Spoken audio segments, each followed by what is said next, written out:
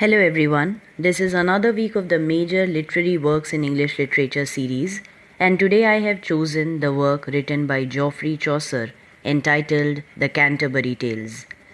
Geoffrey Chaucer's most famous work is an unfinished collection of tales told in the course of a pilgrimage to Becket's shrine at Canterbury.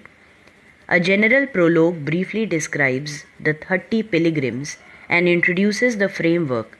Each pilgrim is to tell 2 tales on the way to Canterbury and 2 more on the way back, the teller of the best tale winning a free supper. There follows 24 tales, including 2 told by Chaucer himself. They are of various types: romance, exemplum, fabuleo, sermon, and from widely different sources, though usually written in rhyming couplets. The use of a single framework to link a series of stories in this way was not uncommon in the Middle Ages.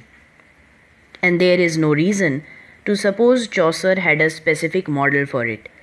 His work is remarkable, however, for its integration of framework and tales. The characters established in the general prologue are developed through linking passages, and through the tales they tell, making the collection a sustained piece of social drama.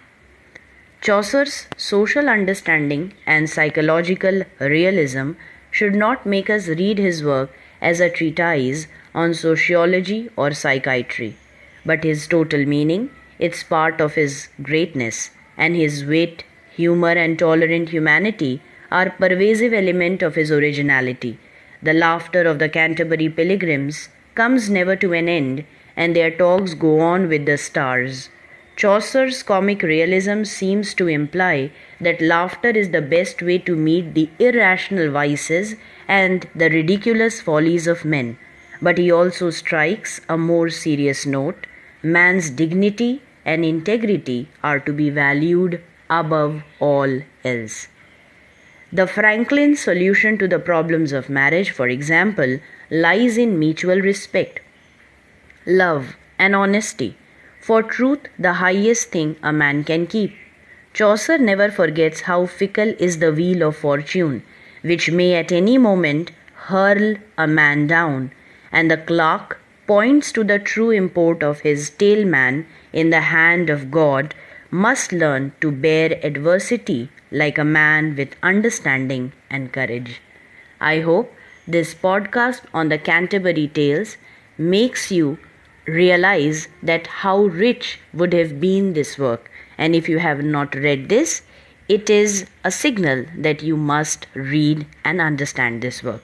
See you next week with another major literary work in English literature. Thank you.